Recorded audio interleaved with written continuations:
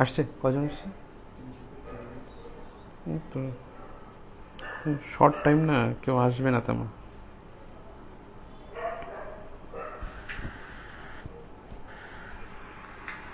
একটু প্যারা ফেসবুকে একটু দিচ্ছে। কিরে পিঁপড়া নাকি?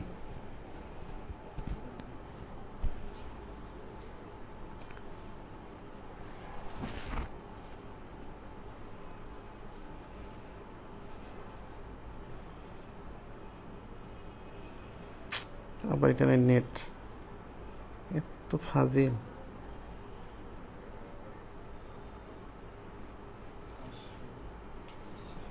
হুম, 500 এত কম?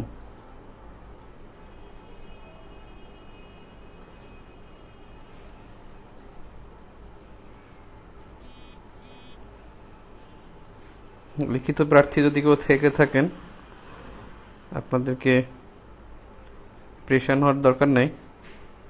অনেক সময় আছে এখনো, 45-46 দিন।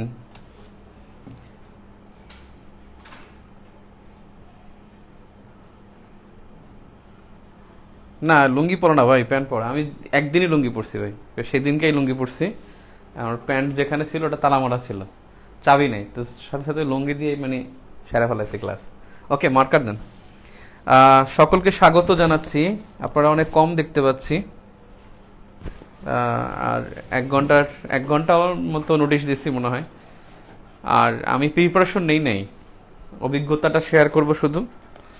প্রিপারেশন যে মানে চিন্তা করলাম যে আসলে আপনারা অনেকেই জিকে নিয়ে একটু কনফিউজড, যে কোনটা পড়বেন কোনটা পড়বেন না, সেই বিষয়গুলো নিয়ে একটু কথা বলা দরকার। আই থিঙ্ক অনেকের জন্য এটা উপকার হতে পারে। So okay. আর রাত্রিবেলা চাই নাই, এখন দেখলাম যে অনেকে বলতেছেন যে ভাই আজকে হলেই হয়, এই জন্য ওর একদিন অপেক্ষাও না। পরের যারা আছে তাদেরকে মেনশন করে দিয়েন। আপনাদের কাছের বন্ধু বান্ধব থাকলে মেনশন দিয়েন, অর্থাৎ তার যদি কোনো উপকার হয়, দোয়া তো করবে অন্তত পক্ষে। ওকে, আমরা লেটস স্টার্ট। জিকে, এখানে জিকেতে হলো international affairs, Bangladesh affairs, geography এবং গুড গভর্নেন্স। এই মোট 70 মার্কস। কিন্তু গত বছর যে তারা 41তম প্রিলির যে কোয়েশ্চেন, জিকে থেকে কিন্তু 75-এর মতো প্রশ্ন আসছে। আপনার মেন্টাল এবিলিটিতে তিন চারটা সাধারণ জ্ঞান আসছে মেন্টাল এবিলিটিতে। তারপর বাংলার মধ্যে মনে হয় 2টা সাধারণ জ্ঞান আসছে, একটা মনে হয় পতাকা নিয়ে, আর একটা হলো কোন ঢাকা বিশ্ববিদ্যালয়ের কোন ভিসি গণহত্যার প্রতিবাদে পদত্যাগ করেছে। অর্থাৎ সাধারণ জ্ঞান বাংলার মধ্যে 2টা আসছে সাধারণ জ্ঞান। আবু সাইদ চৌধুরী, এটা আমাদের বেসিক ভিউতে ছিল, কিন্তু মার্চ মাসের ঘটনাবলীর মধ্যে এই তথ্যটা ছিল। যাই হোক, আমরা আসি এখন। তার মানে সাধারণ জ্ঞান একটা ভালো প্রস্তুতি আসলে দরকার। সেজন্য আমরা কোন জায়গা থেকে শুরু করব?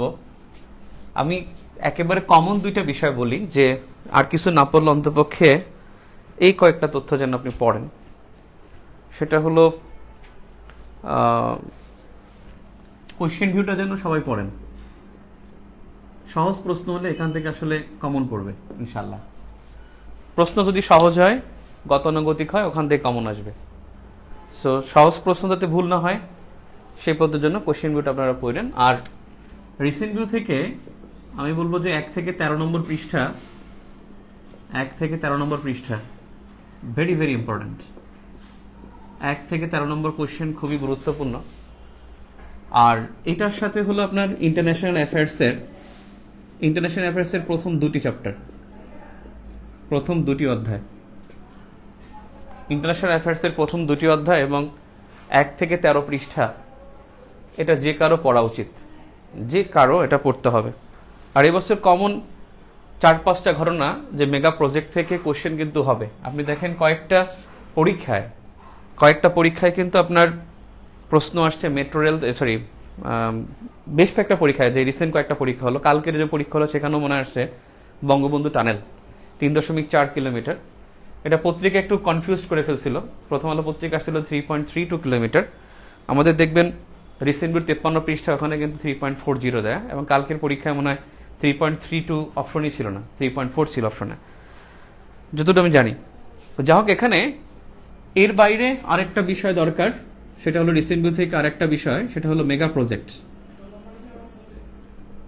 মেগা প্রজেক্ট এবং ইকোনমিক্স চ্যাপ্টার, অর্থাৎ শেষে দেখে যাবেন যেটা বাংলাদেশ বিষয়গুলি ইকোনমিক চ্যাপ্টার এবং হলো মেগা প্রজেক্ট, আর হলো প্রথম দুটি অধ্যায় ইন্টারন্যাশনাল অ্যাফেয়ার্সের কোশ্চেন মানে রিসেন্ট আগে ছিল এটা, এবং কোশ্চেন বলতে গেলে 8 থেকে 10টা 12টা পর্যন্ত রিসেন্ট আসছে, এমন ঘটনা ঘটছে। যেমন 38-এ বেশ রিসেন্ট ছিল, 38-এ 40-তেও রিসেন্ট ছিল। সো এটা হলো আপনার কমন পড়তে হবে, মানে পড়া উচিত, জরুরি আমি মনে করি। আর কিছু যদি রিসেন্ট বই 110 পৃষ্ঠা অনেকের পড়া শেষ, আমি জানি আপনাদের মধ্যে অনেকে হয়তো পড়ে শেষ করে ফেলছেন, কিন্তু অন্তত পক্ষে এই কয়েকটা পড়া অত্যন্ত জরুরি। ঠিক আছে, এখন আমি আসবো যে আমি যে টপিকগুলো বলবো এখন, সেই টপিকগুলো হলো যে চ্যাপ্টার ওয়াইজ আমি বলবো, যে ও টপিকগুলো আসলে না পড়ে পরীক্ষার হলে যাওয়াটা বোকামি হতে পারে, অর্থাৎ ওই চ্যাপ্টারগুলো পড়ে পরীক্ষার হলে যেতে হবে। অর্থাৎ একজন ক্যান্ডিডেট সে অবশ্যই এই চ্যাপ্টারগুলো পড়ে যাবে ইনশাল্লাহ। সো আমি লিখছি এখানে জিকে সাজেশন 43rd প্রিলি বেসিক ভিউ রিসেন্ট ভিউ সৌজন্যে একটু মার্কেটিং করতে চাচ্ছি আর কি, যে বেসিক ভিউ রিসেন্ট ভিউ যদিও আপনারা জানেন 9 বাই মানি ভিউ, এটা আপনারা সবাই জানেন। সো ডান পাশের এটা খেয়াল করবেন। তো সাধারণ জ্ঞান কিন্তু গত বছর আপনি দেখবেন 15 জনপদ, এটা কিন্তু মেন্টাল এবিলিটিতে আসছে। আপনি দেখবেন বাংলার মধ্যে আবু সাইদ চৌধুরী আসছে, পতাকা আসছে। সো গত বছর কোশ্চেন যেভাবে ছিল সেই হিসেবে, এবং আমার এক্সপিরিয়েন্স কয়েকটা পিলিতে পড়ানো, এবং নিজে এই নতুন সিলেবাসে 4টা পিলি দিছি আমি, সেই নিজে দিছি 4টা পিলি আর পড়াইছি, সেইগুলো মিলে একটা এক্সপিরিয়েন্স শেয়ার করবো। ওকে, বিসমিল্লাহ। ইন্টারন্যাশনাল অ্যাফেয়ার্স, শুরুতেই ইন্টারন্যাশনাল অ্যাফেয়ার্স। ইন্টারন্যাশনাল অ্যাফেয়ার্সে যদি আমি বলি যে সিলেবাসের চ্যাপ্টার বলি, চ্যাপ্টার্স আগে বলি, তারপরে আমি টপিকে চলে যাব সরাসরি। চ্যাপ্টার্সের মধ্যে একজন প্রার্থীর এই চ্যাপ্টার্সের মধ্যে যেটা দেখা উচিত, প্রথমত দেখা উচিত ভূ রাজনীতি, এবং ভূ রাজনীতি অংশ থেকে পরীক্ষায় সবসময় আসে, ভূ রাজনীতি থেকে পরীক্ষায় আসবেই। সেকেন্ড যেটা সবার দেখা উচিত সেটা হলো ইউএন, জাতিসংঘ থেকে একটা প্রশ্ন আসলেও আসে, এক বছর আসেনি, কোন বছর যেন আসে না, খুব সম্ভবত 41-এ আসছে মনে হয়, কোনটা যেন একটা মানে জাতিসংঘ থেকে প্রশ্ন হয়নি, একবারে ঘটনা করছে। ভূ রাজনীতি, ইউএন এবং ইকোনমিক অর্গানস। এবং অনেক সময় দেখা যায় যে অনেকে এমনও ঘটছে যে 7টা পর্যন্ত সংস্থা থেকে প্রশ্ন আসছে।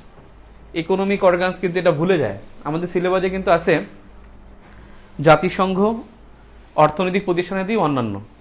অর্থনৈতিক প্রতিষ্ঠানাদি একটা সিলেবাসের টপিক, কিন্তু এরা অর্থনৈতিক প্রতিষ্ঠানের চাইতে অন্য প্রতিষ্ঠানকে গুরুত্ব দিচ্ছে বেশি, এবং অন্যান্য প্রতিষ্ঠানও আসে, অর্থাৎ সংস্থা খুব গুরুত্বপূর্ণ। এই 3টা, গত বছর পরিবেশ থেকে একটা প্রশ্ন আসে নাই। থার্ড যেটা গুরুত্বপূর্ণ আপনার কাছে সেটা হলো পরিবেশ, থার্ড যেটা গুরুত্ব পাবে সেটা হলো পরিবেশ। এরপরে আপনি চলে যাবেন ইতিহাসে, আন্তর্জাতিক ব্যবস্থায়, আন্তর্জাতিক ও আঞ্চলিক ব্যবস্থা, যেটা আঞ্চলিক ও আন্তরিক ব্যবস্থা দুইটা একটু এলোটর হতে পারে, আঞ্চলিক ব্যবস্থা। এরপরে আপনার কাছে গুরুত্ব পাবে ইতিহাস, বৈশ্বিক ইতিহাস গুরুত্ব পাবে। অর্থাৎ আপনার প্রস্তুতিটা হওয়া উচিত, শুরু করবেন ভূ রাজনীতি থেকে, দেন ইউএন, দেন ইকোনমিক অর্গানস, দেন অন্যান্য, দেন পরিবেশ, দেন আন্তর্জাতিক ও আঞ্চলিক ব্যবস্থা এবং ইতিহাস।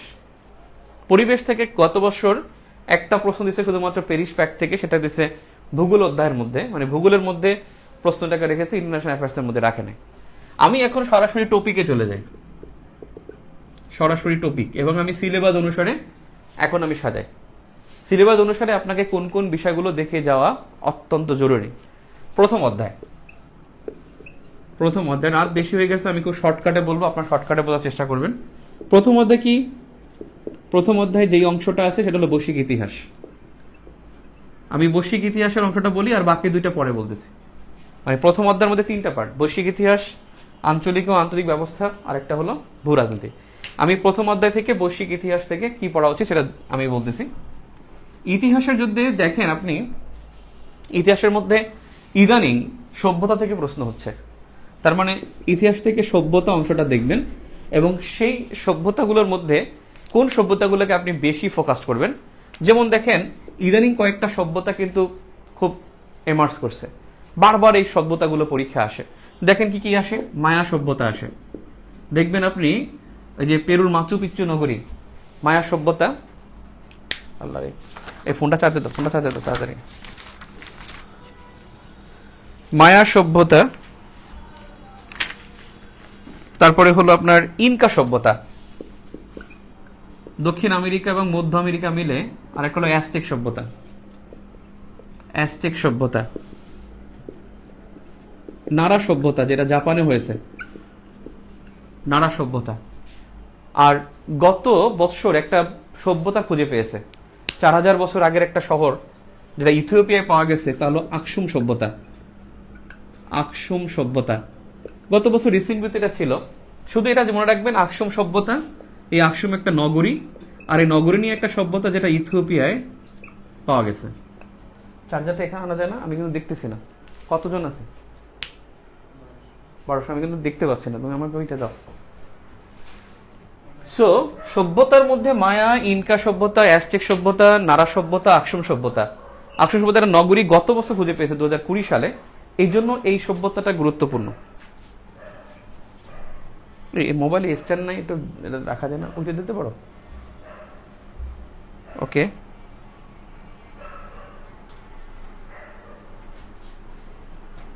একটু দেও না, এটা দাঁড়া করাবো আমি। হ্যাঁ, একটু আসলে শর্ট টাইমে নিজের প্রিপারেশনও নাই। প্রিপারেশন নাই বলতে অভিজ্ঞতাটা আছে, মানে একটু দেখবো বা কিছু লিখবো সেটা। আহারে, ল্যাপটপে তো কোথায়? ল্যাপটপে দেখি, এটা কোনো কোশ্চেন? সংবিধান কয়বার সংশোধন হয়েছে? ওকে, থ্যাঙ্কস। এখন দেখেন সভ্যতা, দেখবেন সভ্যতার মধ্যে কিন্তু এগুলোর গুরুত্ব বেশি, কারণ যে কোশ্চেন করতে যাবে সে কিন্তু সভ্যতা থেকে একটু ডিসেন্ট কোশ্চেন করার চেষ্টা করে। এগুলা কিন্তু ঘুরে ফিরে আসছে। ইনকা সভ্যতা আসছে, মায়া সভ্যতা আসছে, অ্যাজটেক আসতে পারে, নারা আসতে পারে। নারা সভ্যতা কিন্তু জাপানে, এটা জাপান। আর এই 3টা সভ্যতা কিন্তু মধ্য আমেরিকা এবং দক্ষিণ আমেরিকা। 3টার মধ্যে একটু ঝামেলা আছে। কোনোটার অরিজিন হলো মেক্সিকোতে, কোনোটা হলো পেরুতে, কোনোটা হলো গুয়েতেমালায়। এই অরিজিনগুলো একটু দেখতে হবে। আশা করি এটা আপনি বেসিক বুঝতে খুব শর্ট করে সুন্দর করে দেওয়া আছে, সেটা 10 নম্বর পৃষ্ঠায় আছে। যাই হোক, সভ্যতার পরে বৈশ্বিক ইতিহাসের মধ্যে আপনার অবশ্যই যেটা গুরুত্বপূর্ণ সেটা হলো আপনার 1648 সালে যেটা, সেটা হলো peace of Westphalia. Peace of Westphalia 1648। বৈশ্বিক ইতিহাসের মধ্যে যদি বলেন, অবশ্যই বিল অফ রাইটস। এখন পর্যন্ত পরীক্ষা আসে নাই, যে কোনো সময় চলে আসবে বিল অফ রাইটস। বৈশ্বিক ইতিহাসের মধ্যে খুব গুরুত্বপূর্ণ আফগানিস্তানের কারণে, সেটা হলো গ্রেট গেম। গ্রেট গেম নামে আফগান এবং সোভিয়েত ইউনিয়নের মধ্যে যে যুদ্ধ হয় 1878 এবং 1838-এ, গ্রেট গেম শব্দটা একটু বেশি গুরুত্বপূর্ণ আফগান ওয়ারের কারণে। এরপরে যদি বলেন এবছর ফার্স্ট ওয়ার্ল্ড ওয়ার থেকে যদি বলেন গুরুত্বপূর্ণ কি, ফার্স্ট ওয়ার্ল্ড ওয়ার থেকে সবচেয়ে গুরুত্বপূর্ণ 3টি বিষয়। একটা হলো আপনার লিসবন চুক্তি, লুজন চুক্তি। লুজন চুক্তির মেয়াদ শেষ হয়ে যাবে, যেখানে তুরস্কের উপরে যে এক্সপ্যানশন নীতি তুরস্কের, এটাকে কন্ট্রোল করেছিল সেই লুজন চুক্তি। সেই লুজন চুক্তির মেয়াদ কিন্তু আগামী 2023 সালে শেষ। তাহলে তুরস্ক কি আবার ফিরে যাবে কিনা, সেখানে আবার এক্সটেনশন পলিসিতে চলে যাবে কিনা, অর্থাৎ লুজন চুক্তি। প্রথম বিশ্বযুদ্ধের WW1 মানে প্রথম বিশ্বযুদ্ধ, লুজন চুক্তিটা দেখবেন। এরপরে সেব্রেস সন্ধি দেখবেন, সেব্রেস সন্ধি অথবা সেব্রেস ট্রিটি। এবং যথারীতি যে গুরুত্বপূর্ণ সে হলো বেলফোর ঘোষণা। বেলফোর ঘোষণা, এই 3টি। আর অবশ্যই 3টির চাইতে বেশি যে গুরুত্বপূর্ণ সে হলো লিগ অব নেশনস, জাতিপুঞ্জ। লিগ অব নেশনস এটা প্রতিষ্ঠা 1920 সালে 10 জানুয়ারি। একটা ঘটনা আছে, সেটা হলো লিগ অফ নেশনসের প্রতিষ্ঠার 100 বছর গত বছর চলে যায়, কিন্তু জাতিসংঘের ওয়েবসাইটে লেখা জাতিপুঞ্জের প্রতিষ্ঠা হলো 1919 সালে। জাতিপুঞ্জের প্রতিষ্ঠা 1919, এটা জাতিসংঘের ওয়েবসাইটে লেখা। লিগ অফ নেশনসের প্রতিষ্ঠা 1919 সালে, অর্থাৎ 1919 সালে দ্বিতীয় ভার্সাই সন্ধি স্বাক্ষরের মাধ্যমে এটা প্রতিষ্ঠিত হয়।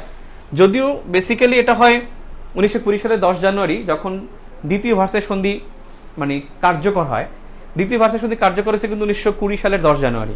সো এখানে 1920 সালের 10 জানুয়ারি এইটাকে কিন্তু জাতিসংঘ স্বীকার করে না, যেহেতু সব ওয়েবসাইটের কাজও কিন্তু মানুষ করে।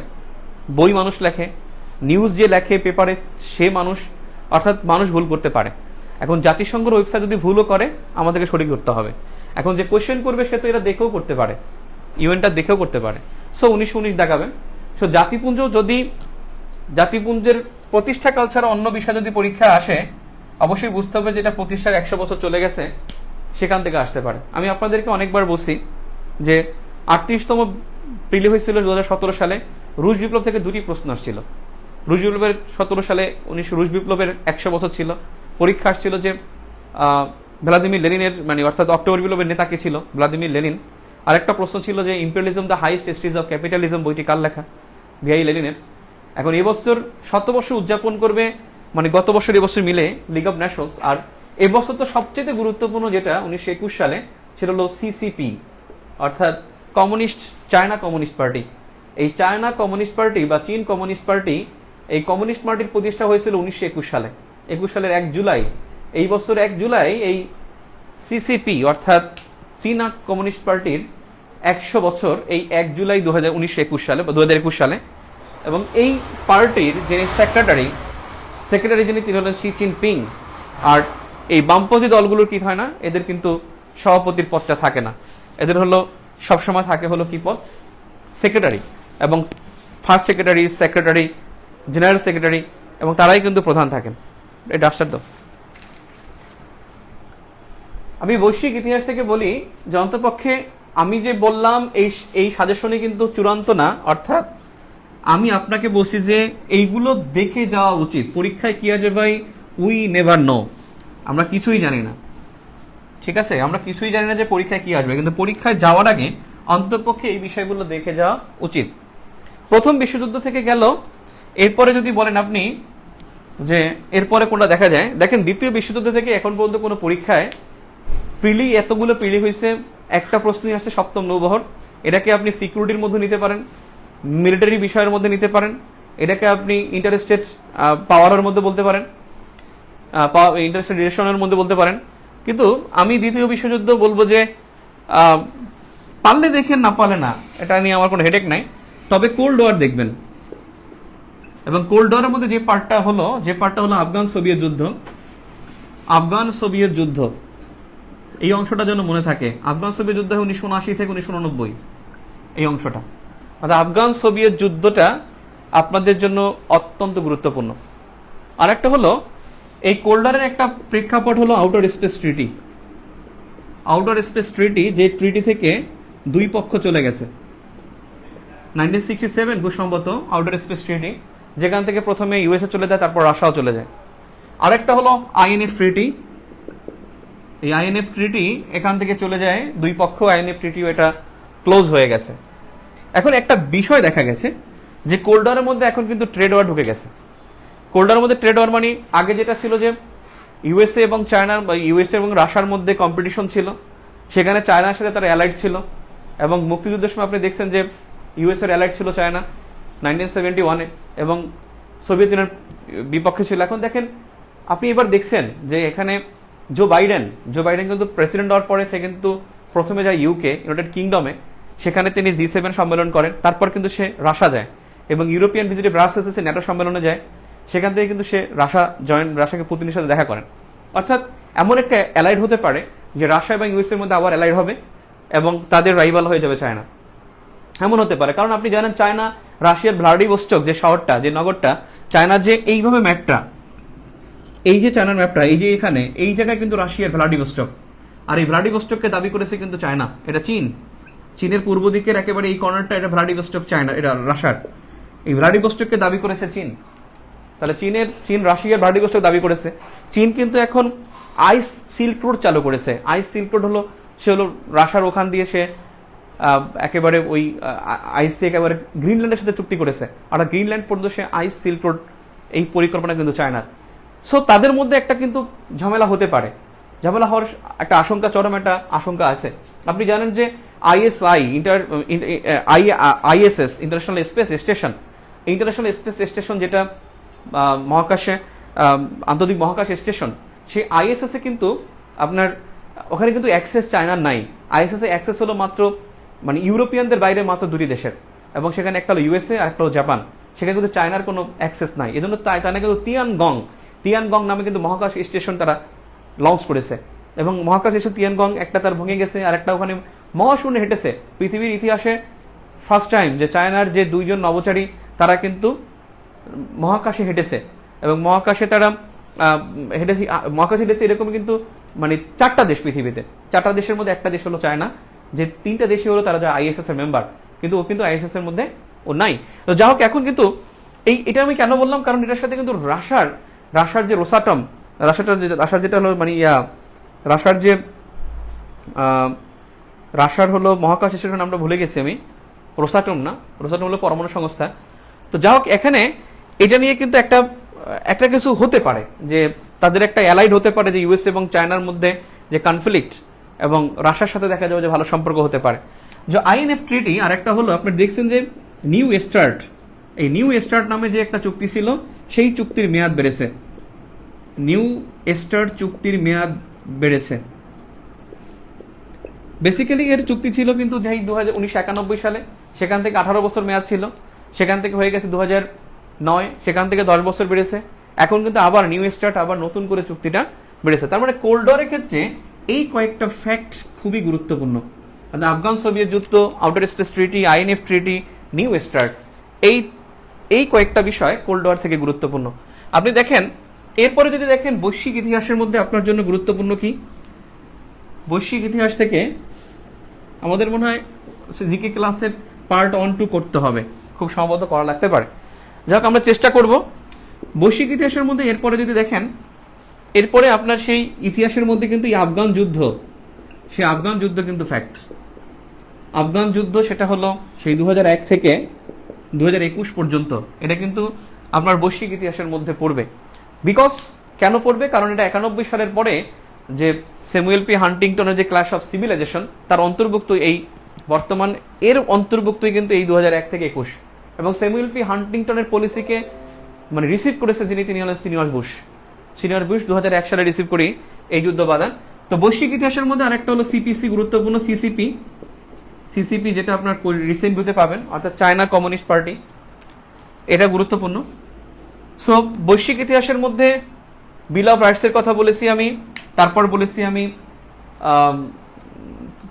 আমি পিস অফ ওয়েস্টফেলিয়া, তারপর আমি বলেছি হলো ফার্স্ট ওয়ার্ল্ড ওয়ার থেকে কয়েকটা চুক্তি, তারপর আমি বলেছি হলো কোল্ড ওয়ার থেকে কয়েকটা বিষয়, এরপর আমি বলেছি আফগান যুদ্ধ, এরপর বলেছি সিসিপি। আরেকটা বিষয়, আমাদের এখন পর্যন্ত পরীক্ষা আসে নাই, কিন্তু এটা যে পরীক্ষা আসবে না তা কিন্তু বলা যায় না। এখন পর্যন্ত আমাদের আসে নাই, সেটা হলো ম্যাগনা কার্টা। দেখেন, আমাদের ম্যাগনা কার্টাটা না পড়ে পরীক্ষা হলে যেন বোকামি হতে পারে। ম্যাগনা কার্টা একটা বেসিক, ম্যাগনা কার্টা ইন্টারন্যাশনাল অ্যাফেয়ার্সের একটা বেসিক, অন্যতম একটা বেসিক, যেটা হলো মানবাধিকার সনদ, এবং পৃথিবীর প্রথম মানবাধিকার সনদ বলা হয় ম্যাগনা কার্টাকে। আমাদের 6 দফাকে আমরা ম্যাগনা কার্টা বলি। সো ম্যাগনা কার্টা সম্পর্কে না জেনে যাওয়াটা বোকামি হতে পারে। সো এই কয়েকটা বিষয় অন্ততপক্ষে দেখে যাওয়া উচিত। আর 2টা বিষয় কথা বলবো, 3টা বিষয় কথা বলবো। সেটা হলো যে কোনো না কোনোভাবে আপনি দেখেন 37তমতে ফরাসি বিপ্লবের ব্যাকগ্রাউন্ড থেকে আপনার সামন্তবাদ পরীক্ষা আসছে। আপনি দেখেন ইয়া থেকে আরেকটা যেন কোনটা আসলো, ফরাসি বিপ্লব থেকে আরেকটা প্রশ্ন আসছে মনে হয়, আমার এখন খেয়াল নাই। সো বৈশ্বিক ইতিহাসের মধ্যে আর 3টা বিষয় না পড়ে যাওয়াটা বোকামি হতে পারে। বৈশ্বিক ইতিহাস হিউজ, কিন্তু আপনি পড়বেন কোনগুলো আমি সেগুলো বলতেছি। ফার্স্ট অফ অল যেটা পড়া উচিত সেটা হলো আপনার ফরাসি বিপ্লব। এটা মানে ইন্টারন্যাশনাল অ্যাফেয়ার্সের একটা গেম চেঞ্জার বলা যায়। ফরাসি বিপ্লবের ফলে রাজতন্ত্রের অবসান হয়, ফ্রান্স এবং ইউএস এর সম্পর্ক তৈরি হয়। এই যুদ্ধের সাথে, এই বিপ্লবের সাথে কিন্তু আমেরিকার স্বাধীনতা সংগ্রাম জড়িত। এর সাথে কিন্তু আইফেল টাওয়ার জড়িত, এর সাথে কিন্তু স্ট্যাচু অফ লিবার্টি জড়িত, অর্থাৎ ফরাসি বিপ্লব একটা ফ্যাক্ট। সেকেন্ড যেটা বলেন সেটা হলো আপনার মানে এই কমিউনিস্ট পার্টি সিসিপি, যেটা communist party of China communist party, তারা কিন্তু চীনের প্রজাতন্ত্র প্রতিষ্ঠা সেটা কিন্তু করেছে তারা 1949 সালে। তার মানে চীনা বিপ্লবটা গুরুত্বপূর্ণ।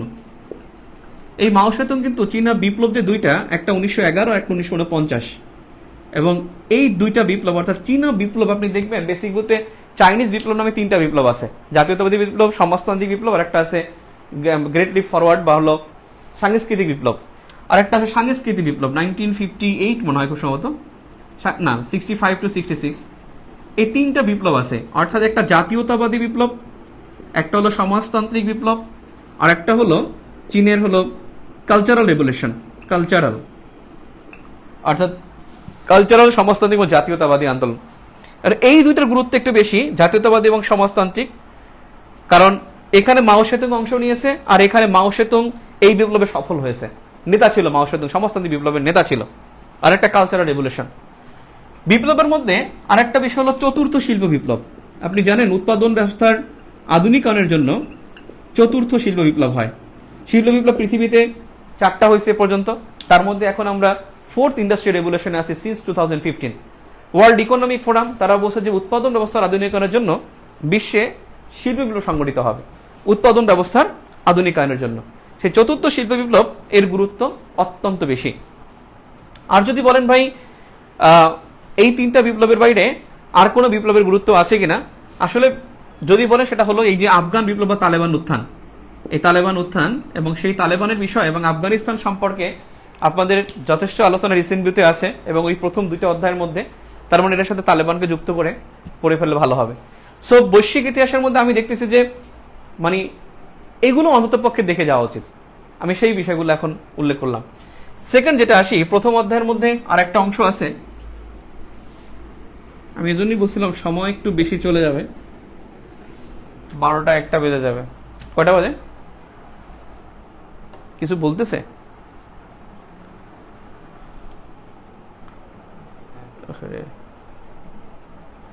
গ্রেট লিপ ফরওয়ার্ড হয় 1958, রাইট। প্রথম অধ্যায়ের মধ্যে দ্বিতীয় যে অংশটা আন্তর্জাতিক ও আঞ্চলিক ব্যবস্থা, আন্তর্জাতিক ও আঞ্চলিক ব্যবস্থা। আমি জানি না তারা কোন প্রেক্ষাপটে কোশ্চেন করে, আমার খুবই বিরক্ত লাগে। যেটা হলো যে যখন সভ্যতা থেকে কোশ্চেন করে, বৈশ্বিক ইতিহাস এটা কিন্তু গ্লোবাল হিস্ট্রি, এটা কিন্তু এনশিয়েন্ট হিস্ট্রি না। বৈশ্বিক ইতিহাস মানে গ্লোবাল হিস্ট্রি, বৈশ্বিক ইতিহাস মানে হলো আধুনিক সভ্যতা, আধুনিক ইতিহাস। সেখানে কিন্তু তারা প্রাচীন সেই সভ্যতা থেকে আস্তে আস্তে তারা কোশ্চেন করে ফেলে। আমি কিন্তু একটা সময় আমার বেসিক ভিউতে কিন্তু গত বছরও ছিল না, 40তমতে আমি সভ্যতা দেই নাই, 41তমতে আমি সভ্যতা দেই নাই। এখন দেখলাম যে 39তমতে আসছে, 41তমতে আসছে, এখন আমি ঠেকায় বলে দিছি। আমি কিন্তু আমার 40তমতে আমি কিন্তু মুদ্রা রাজধানী আলোচনা করি নাই, দেখলাম যে 41তমতে মুদ্রা রাজধানী চলে আসছে, 40তমতেই চলে আসছে। ওই যে বেলারুশের কি জানি চলে আসলো, বেলারুশের রাজধানী চলে আসছে। সো এখন আমি 40তমতে আংশিক দিছি মুদ্রা রাজধানী, এখন আমি একটু বেশি মুদ্রা রাজধানী দিছি। এখন কথা হলো যে তারা আসলে অনেক সময় সিলেবাসকে দেখি যে অনেক কঠোরভাবে ফলো করে, যেমন 38তম কোশ্চেন দেখছি সিলেবাসকে খুব সুন্দরভাবে ফলো করেছে। যেমন দেখেছি আমি 35-37 ফলো করেছে, কিন্তু দেখলাম যে অনেক সময় 36 কি কোশ্চেন করছে আল্লাহ জানে, 7টা না 8টা দেশ সংস্থা, এবং কিছু সংস্থার প্রশ্ন দিচ্ছে যেগুলো উত্তরই নাই। কয়েকটা প্রশ্ন যেমন ন্যামের সদস্য আসছিল তার মানে উত্তরে নাই, বা G77 এরকম একটা উত্তরই নাই। তো যাই হোক, এখন বিষয় হচ্ছে যে আন্তর্জাতিক ও আঞ্চলিক ব্যবস্থা এখন আপনি কি ছেড়ে দিবেন না, আপনি ছেড়ে দিবেন না। গত বছর যে প্রশ্নটা আসছে আপনার, এই যে ফিনল্যান্ড কার উপনিবেশ ছিল, এটা কিন্তু আঞ্চলিক ও আন্তর্জাতিক ব্যবস্থা ব্যাকগ্রাউন্ডে কোশ্চেন। বেলারুশ যে কার রাজধানী, বেলারুশের রাজধানী কি, এটা কিন্তু মিনস্ক রাজধানী, এটা কিন্তু এই আঞ্চলিক ও আন্তর্জাতিক ব্যবস্থার রাজধানী, আঞ্চলিক ব্যবস্থার মানে এখানে ফালানো যায়। এখানে কয়েকটা বিষয় থাকে আঞ্চলিক ও আন্তর্জাতিক ব্যবস্থার মধ্যে, যেমন ধরেন ব্যবস্থা কি, ইন্টারন্যাশনাল মানে যেটাকে বলে আপনার আন্তর্জাতিক ও আঞ্চলিক ব্যবস্থা, এটার বিষয়বস্তু কি, বিষয়বস্তু হলো মনে করেন সংবাদ সংস্থা, গোয়েন্দা সংস্থা, প্রত্যেকটা দেশের আপনার ধরেন মানে বিভিন্ন অঞ্চল ভিত্তিক যে সংস্থা আছে, অঞ্চল ভিত্তিক যে মানে আপনার বিভিন্ন আনুষ্ঠানিকতা আছে, কোন কোন অঞ্চল কার অন্তর্ভুক্ত সেই বিষয়গুলো। অর্থাৎ এটার সাথে কিন্তু একটা বিষয় হলো যে মানে পুরো আঞ্চলিক কিছু রাজনীতি এর সাথে জড়িত। সো আপনি এখানে কি পড়তে পারেন, আমার মনে হয় আপনার এখানে কিছু পড়তে হবে। কিছু পড়তে হবে বলতে আপনাকে এখানে মুদ্রা রাজধানী পড়তে হবে। আগে আমরা ভাবতাম যে পড়তে হয় না, কিন্তু দেখলাম যে এখন আসে। এই মুদ্রা রাজধানীর মধ্যে আমি কিন্তু আপনাকে এখানে একটা সাজেশন দিচ্ছি। শর্ট সাজেশন আপনার হলো, না পারলে কি করে মানে পড়ে যাই, আসলে আসবে না আসলে না, একবার ছেড়ে দিলাম না। সেটা হলো আমি এখানে দেখলাম যে সোভিয়েত ইউনিয়নভুক্ত union of Soviet socialist republics বা সোভিয়েত ভুক্ত যে দেশগুলো ছিল 15টি রাষ্ট্র, সেই 15টি রাষ্ট্রের রাজধানী খুবই গুরুত্বপূর্ণ। এই ইউএসএসআর এর রাজধানী অত্যন্ত গুরুত্বপূর্ণ। আমার মনে হয় এই 15টা রাষ্ট্রের রাজধানী পড়ে যাওয়াটা খুবই উত্তম। বেলারুশ কিন্তু সোভিয়েত ইউনিয়নের রাজধানী। আপনি দেখেন প্রশ্ন হতে পারে, দেখেন আপনার ইয়া থেকে আজারবাইজান এবং আর্মেনিয়া, তাদের রাজধানী জানা খুব জরুরি। আজারবাইজানের রাজধানী বাকু আর আর্মেনিয়ার রাজধানী হলো ইয়েরেভান। আর্মেনিয়া ইয়েরেভান না নাকি, আল্লাহ, আর্মেনিয়া তো ইয়েরেভানই মনে হয়। তো যাও, এখান থেকে রাজধানী পরীক্ষা, যেমন জর্জিয়া তিবলিসি, কিন্তু একটু নামগুলো কিন্তু একটু মানে একটু কঠিন। আজারবাইজানের রাজধানী বাকু, আর তারপর আপনার মনে করেন এখানে একটু কঠিন আর কি নামগুলা, যে যারা সোভিয়েত ইউনিয়নের অন্তর্ভুক্ত ছিল, বিশেষ করে মধ্য এশিয়ার যে 5টা দেশ আছে, তুতাকাকিস্তান, Turkmenistan, Tajikistan, Uzbekistan, Kazakhstan, Kyrgyzstan, ওদের কিন্তু রাজধানী জানাটা জরুরি। অর্থাৎ ইউএসএসআর এর রাজধানীগুলো জানবেন। আর দক্ষিণ পূর্ব এশিয়া, এই দক্ষিণ পূর্ব এশিয়ার এখান থেকে রাজধানী জানবেন, মুদ্রা জানবেন। দক্ষিণ পূর্ব এশিয়ার রাজধানী এবং মুদ্রা পড়ে যাবেন, কারণ এখানের মুদ্রাগুলো দেখবেন সবগুলো মানে অন্যরকম। ভিয়েতনামের মুদ্রার নাম ডং, লাওসের মুদ্রার নাম লাওসের মুদ্রার নাম কিপ, আবার দেখবেন যে কম্বোডিয়ার মুদ্রার নাম রিয়াল। এই রকমের আর কি ওদের হলো, ওদের কিন্তু মানে মুদ্রা এবং রাজধানীর মধ্যে একটা মিল নাই। সেই জন্য এটার রাজধানী মুদ্রা দুইটাই পড়বেন দক্ষিণ পূর্ব এশিয়ার জন্য। স্ক্যান্ডিনেভিয়া পড়বেন, স্ক্যান্ডিনেভিয়ার মুদ্রাও পড়বেন, রাজধানীও পড়বেন। মুদ্রা, রাজধানী, এবং এইখানে আরেকটা জিনিস পড়তে হয়, সেটা হলো পার্লামেন্ট। পার্লামেন্ট এখন পর্যন্ত আসে নাই, তবে এটা আঞ্চলিক ব্যবস্থার মধ্যে। মুদ্রা, রাজধানী, পার্লামেন্ট, এটা পড়বেন স্ক্যান্ডিনেভিয়া। এরপর ফিসাবিলিল্লাহ। ও আচ্ছা, আরেকটা আছে, সেটা হলো বলকান। বলকান অঞ্চলে যে দেশগুলো আছে তার রাজধানী পড়াটা জরুরি। বলকান অঞ্চল, বিশেষ করে কসোভো রাজধানী প্রিস্টিনা, মন্টিনিগ্রো রাজধানী পোর্ট গরিকো, এগুলো, গ্রিসের রাজধানী এথেন্স, ক্রোয়েশিয়ার রাজধানী জাগ্রেব, এইরকমের কয়েকটা। অর্থাৎ বলকান অঞ্চলের যে 11টা দেশ আছে, সে 11টা দেশের রাজধানী পড়ে ফেলেন। স্ক্যান্ডিনেভিয়ার রাজধানী মুদ্রা, পার্লামেন্ট, 3টাই পড়বেন। দক্ষিণ পূর্ব এশিয়ার রাজধানী মুদ্রা পড়বেন। আর সোভিয়েত ইউনিয়নভুক্ত যে দেশগুলো আছে তার রাজধানীগুলো পড়ে ফেলবেন। আমি বললাম যে এগুলো শেষ করেন, দেন যদি পারেন অন্য কিছু পড়েন, আর না হলে আপনি একটু পড়ে গেলেন যদি এখান থেকে আসে, ভাইয়া বলছে একটু দেখে যায়। আর দক্ষিণ পূর্ব এশিয়া সব তো জানেন, দক্ষিণ এশিয়ার আমরা যেখানে আছি সেখানে কিন্তু মানে রুপি মুদ্রা কিন্তু 4টা দেশের, 4টা না 5টা, ভারত, পাকিস্তান, আফগানিস্তান, আফগানি রুপি, তার মানে ভারত, পাকিস্তান, আফগানিস্তান, তারপরে হলো আপনার নেপাল, এই 4টা, তারপরে হলো মালদ্বীপ, হলো রুপিয়া। তার মানে 5টা এখানে রুপি দিয়ে। বাকিগুলো জেনে যাবেন কি, ভুটানের মুদ্রার নাম কি, গুলট্রাম, ভুটান গুলট্রাম। বাংলাদেশ টাকা তো জীবন আসবে না। শ্রীলঙ্কা রুপি, 5টা দেশের শ্রীলঙ্কা রুপি। তাহলে ভারত, পাকিস্তান, আফগানিস্তান হলো আফগানি রুপি, নেপাল, শ্রীলঙ্কা, আর রুপিয়া হলো মালদ্বীপ। এই দক্ষিণ এশিয়ার এই মুদ্রা ছাড়া আর কোনো গুরুত্বপূর্ণ তেমন কিছু নাই। এখন দেখেন আঞ্চলিক এবং আঞ্চলিক ব্যবস্থার মধ্যে আমি এখানে উপনিবেশ পড়তে বলবো সবার আগে। উপনিবেশ, এবং উপনিবেশের জন্য আপনি চুজ করবেন কোনটা? উপনিবেশের জন্য চুজ করবেন দক্ষিণ পূর্ব এশিয়া, সবার আগে দক্ষিণ পূর্ব এশিয়া। ওরা উপনিবেশের জন্য খুবই ভেরিটি আছে ওদের মধ্যে। দক্ষিণ পূর্ব এশিয়া ধরবেন, দক্ষিণ পূর্ব এশিয়ার পরে দক্ষিণ আমেরিকা, এরপরে চলে যাবেন দক্ষিণ আমেরিকা, এরপর হলো ক্যারাবিয়ান, এরপর ওশেনিয়া। দক্ষিণ আমেরিকা, ক্যারাবিয়ান, ওশেনিয়া। এখানে কিন্তু ছোট ছোট কোশ্চেন থাকে, অর্থাৎ এখানে কিন্তু আপনার ওই ছোট ছোট দেশ থাকে, এটা কার অধীনে কি পরীক্ষা আসতে পারে কিন্তু। সো উপনিবেশ বললেন এটা। আর আঞ্চলিক ও আন্তর্জাতিক ব্যবস্থার মধ্যে এবছর সংস্থা ভিত্তিক অর্থাৎ আঞ্চলিক সংস্থা, আমি যখন আইকন প্লাস থেকে একটা লাইভ নিয়েছিলাম আমি রিসেন্টের, ওখানে কিন্তু আমি কয়েকটা বিষয় দেখাইছিলাম আপনাদেরকে, বিশেষ করে সাসেক, এবছর সাসেক সংস্থাটা গুরুত্বপূর্ণ। সিকো এই সংস্থাটা এবছর গুরুত্বপূর্ণ, সিকো south east Asian cooperation foundation, SASEC, সিকো। তারপরে হলো আপনার সাসেক, সিকো, সার্ক তো পড়তেই হয় আঞ্চলিক সংস্থার মধ্যে, সার্ক পড়তে হবে, সার্ক, সিকো, সাসেক। আর হলো এখানে আঞ্চলিক সংস্থার মধ্যে যত কিছুই থাকুক এই তিনটার গুরুত্ব সবচেয়ে বেশি, ভেরি ভেরি ইম্পর্ট্যান্ট। এরপরে আপনি অঞ্চল ভিত্তিক উপনিবেশ, অঞ্চল ভিত্তিক রাজধানী, আর কোনটা কোন অঞ্চলের আমার মনে হয়, আমি অন্য বই এটা দেখি নাই, আমি অন্য বইয়ের কথা বলতে পারবো না, বেসিক বইয়ের কথা বলতে পারি। এখানে আমি যতটা দিয়েছি চেষ্টা করেছি ভালোভাবে দেওয়ার জন্য। সো আপনি এখানে আঞ্চলিক ব্যবস্থার মধ্যে বিভিন্ন অঞ্চল দেয়া আছে, বিশেষ করে একবার পরীক্ষা আসছে যে বাল্টিক অঞ্চলের দেশ নয় কোনটা, তাহলে বাল্টিক অঞ্চল থেকে দেখেন। এবার যে বলকান অঞ্চল আসবে না কে জানে। এবার তো ককেশাস অঞ্চল ভেরি ভেরি ইম্পর্টেন্ট। ককেশাস অঞ্চলের দেশ, স্বাধীন দেশ তিনটা, আজারবাইজান, আর্মেনিয়া আর হলো জর্জিয়া। সেখানে কিন্তু যে নাগানো কারাবাখের কারণে ককেশাস অঞ্চলটা গুরুত্বপূর্ণ বা আলোচিত। সো কিছু অঞ্চল আপনি দেখবেন, বিশেষ করে ককেশাস দেখবেন, বিশেষ করে বলকান দেখবেন, বলকান, ককেশাস, বলকান, ককেশাস। আর একটা হিন্দুকুশ অঞ্চল, হিন্দুকুশ পর্বতমালা, তিনটি দেশের মধ্যে, একটা হলো পাকিস্তান, আফগানিস্তান আর মানে তাজিকিস্তান। এই হিন্দুকুশ পার্বত্য অঞ্চল এটা দেখেন, বলকান অঞ্চল দেখেন, ককেশাস দেখেন, তিনটা একটু গুরুত্ব বেশি, তিনটার গুরুত্ব একটু বেশি, ককেশাসের গুরুত্ব একটু বেশি গুরুত্বপূর্ণ। আর এখানে আরেকটা বিষয় থাকে অঞ্চলের মধ্যে, আরেকটা বিষয় আমার মনে হয় যে ওনারা এখন কিন্তু কোশ্চেন ডিপে চলে যায়। একটা সহজ কোশ্চেন হলো ডিপে থেকে কোশ্চেন করে, মানে আগে কোশ্চেন হলে পরীক্ষা আসতো যে কর্ণফুলী টানেল কোন নদীতে হইবে সেটা আসতো, প্রশ্নের মধ্যে উত্তর থাকতো।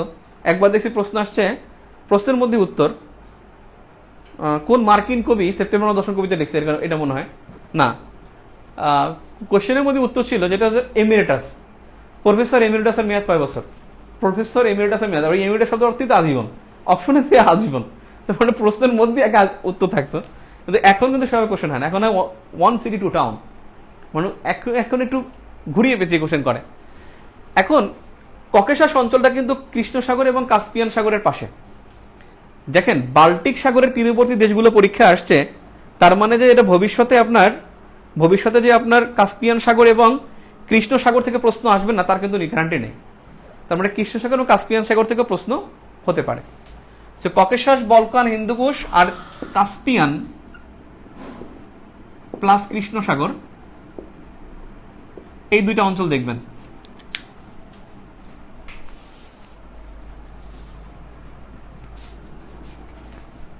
কমে গেছে না 1.3 কে 1 পয়েন্ট কত পর্যন্ত ছিল? হ্যাঁ কি ছিল 4। এরপরে আসেন প্রথম বিশ্বযুদ্ধের মধ্যে ভূ রাজনীতি, মানে প্রথম অধ্যায়ের মধ্যে ভূ রাজনীতির মধ্যে ভাই রিসিনবুর অংশটা, অর্থাৎ রিসিনবুর প্রথম অধ্যায়টা, এটা সবার আগে পড়ার পরে আপনি এখান থেকে আনক্লোজ পড়বেন, যে কোনো বই থেকে আনক্লোজ পড়বেন, যে কোনো বই থেকে আনক্লোজ পড়েন। রিসিনবু পড়তে পারলে, বেসিক ভিউ পড়তে পারলে ভালো, বা অন্য কোনো বই থেকে আনক্লোজটা মাস্ট পড়বেন, আনক্লোজ। আর আনক্লোজ পড়ার পরে এইটা কিন্তু এই ভূ রাজনীতি মিলেই, দুইটা মিলে কিন্তু একই। আনক্লোজ পড়ার পরে এখানে দেখে যাওয়ার মতো বিষয় হলো প্রণালীগুলো দেখে যায়, প্রণালী পারলে দেখে যায়। আর আনক্লোজ মাস্ট দেখবেন, প্রণালী দেখা যায় 5 বছর পর একবার আসে, এরপর খবর থাকে না। গতবার বাবেল মানদেব আসছে। এবার একটা বিষয় মনে রাখেন, দারদানেলিস প্রণালীর মধ্যে দুইটা দেখবেন, একটা দেখবেন দারদানেলিস প্রণালী, এটা নিচে কিন্তু জাদুঘর করছে তুরস্ক।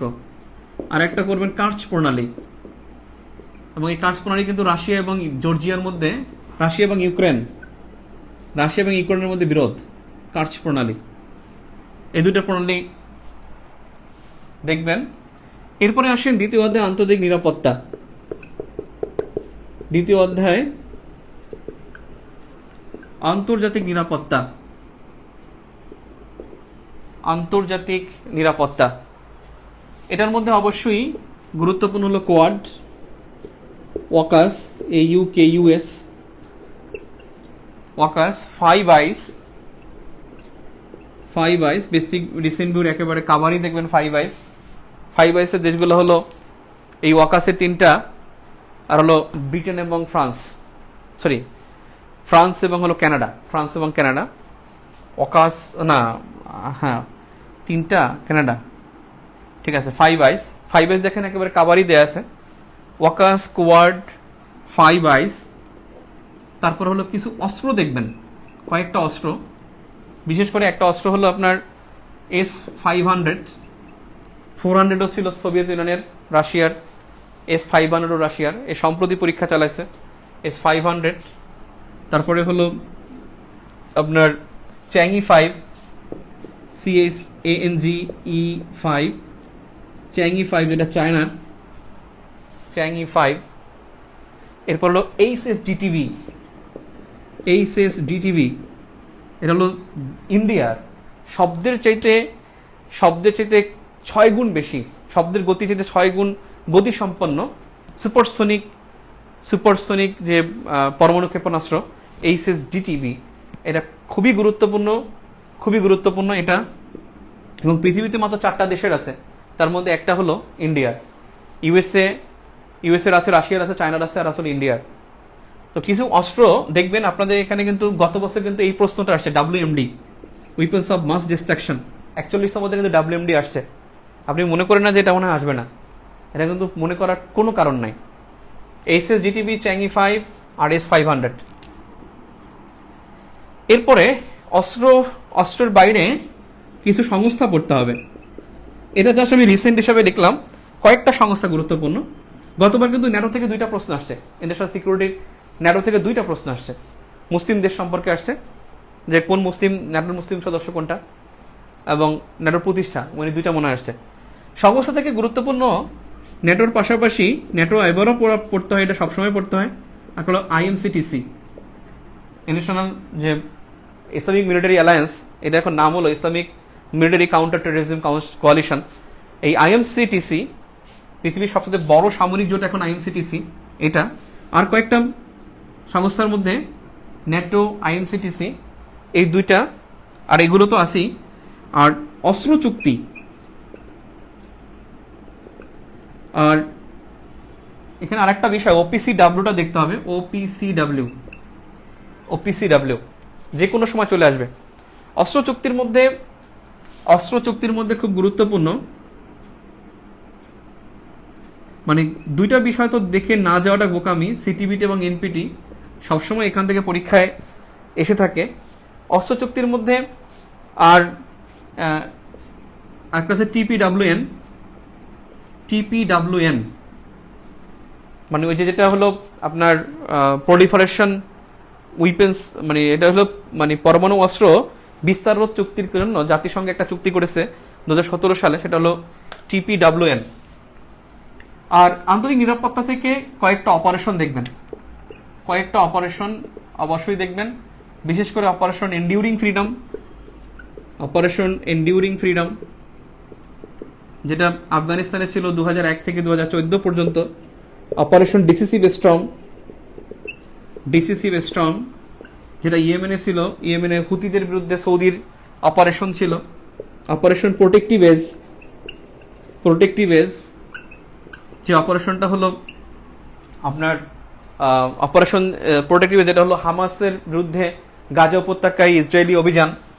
Operation protective edge, operation decisive storm, operation enduring freedom, এরকম কয়েকটা অপারেশন দেখে যাওয়াটা গুরুত্বপূর্ণ।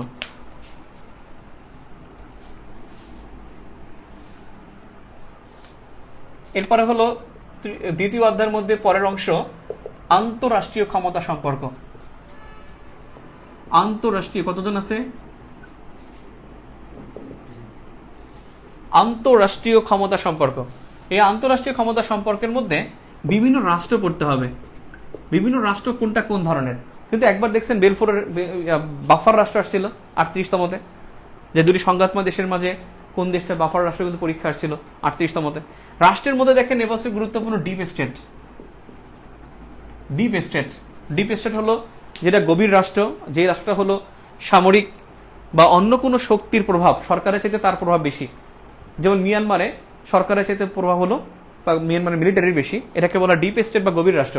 গভীর রাষ্ট্র হলো যে সরকারের অন্তর্ভুক্ত, মানে সরকারের চাইতে এখানে অন্য কারো গুরুত্ব বেশি। যেমন রাশিয়া, রাশিয়া সরকারের চাইতে গুরুত্বপূর্ণ পুতিন, পুতিন যা বলে তাই। এখানে কি মন্ত্রী পরিষদ কি বললো, ক্যাবিনেট কি বললো, ক্যাবিনেট মিনিস্টার্স কি বললো, ডোন্ট কেয়ার। এখানে fact is that Putin. So deep state এখানে একটা বিষয়। আমি আরেকটা বিষয় আমি একটু রিকল করি, সেটা হলো আঞ্চলিক ও আন্তর্জাতিক ব্যবস্থার মধ্যে দেশ পরিচিতি পড়তে হয়। আঞ্চলিক ও আন্তর্জাতিক ব্যবস্থার মধ্যে 3টা দেশ পড়তে হয়, চায়না, ইন্ডিয়া, ইউএসএ। 3টা দেশ মাস্ট পড়তে হয়, চায়না, ইন্ডিয়া এবং ইউএসএ। এবং সেইটা কিন্তু অবশ্যই আপনার বেসিক ভিউতে আছে বা অন্য কোনো বইতেও আছে। রিসেন্ট ভিউতেও কিন্তু আলোচিত চায়না, আলোচিত ইন্ডিয়া, আলোচিত ইউএসএ দেয়া আছে। সো চায়না, ইন্ডিয়া এবং ইউএসএ এই 3টা দেশ কিন্তু আঞ্চলিক ও আন্তর্জাতিক ব্যবস্থার মধ্যে পড়বে। এই রাষ্ট্রের মধ্যে দেখবেন অনেকগুলো রাষ্ট্র সম্পর্কে ব্যাখ্যা দেয়া আছে বেসিক ভিউতে। আপনি এখান থেকে পারলে সবগুলো পড়েন, আর না পারলে আপনি বেসে বেসে ডিপ স্টেট পড়েন। এলডিসিটা পড়েন, এলডিসি কারা হয়, কখন হয়, কবে থেকে শুরু হয়, বর্তমানে দেশ কয়টা। এলডিসি থেকে বাংলাদেশ দুইবার কিন্তু বাংলাদেশ এখান থেকে এলডিসি থেকে কিন্তু বাংলাদেশ দুইবার মানে ধারাবাহিকভাবে দুইবার প্রতিবেদনে উত্তরণ লাভ করে। 2018 সালে একবার, 2021 সালে একবার, দুইবার কিন্তু এলডিসি ধারাবাহিকতার থেকে মুক্ত হয়। কিন্তু এলডিসি মুক্ত হওয়ার জন্য শর্ত পূরণ করতে হয় 3টি। কিন্তু এলডিসি ধারাবাহিকতা থেকে মানে ধারাবাহিক ত্রিবার্ষিক 2টা রিপোর্টে, পরপর 2টা রিপোর্টে বাংলাদেশ উত্তরণ করে। 18 সালে একবার, 21 সালে একবার। 18 সালে ছিল 16 মার্চ, 21 সালে 26 ফেব্রুয়ারি। মনে রাখবেন এলডিসি মুক্তির জন্য বাংলাদেশ সনদ পায়। একটা হলো 16 মার্চ 2018, আর একটা ছিল 26 ফেব্রুয়ারি 2021। এবং সেই রিপোর্টটা দিয়েছে কিন্তু UNCDP, United Nations committee for the development policy, UNCDP, UN committee for the development policy. এরপরে দেখেন আন্তঃরাষ্ট্রীয় ক্ষমতা সম্পর্কে রাষ্ট্র সম্পর্কে পড়বেন। এই ডিপ স্টেট পড়লেন, এলডিসি পড়লেন।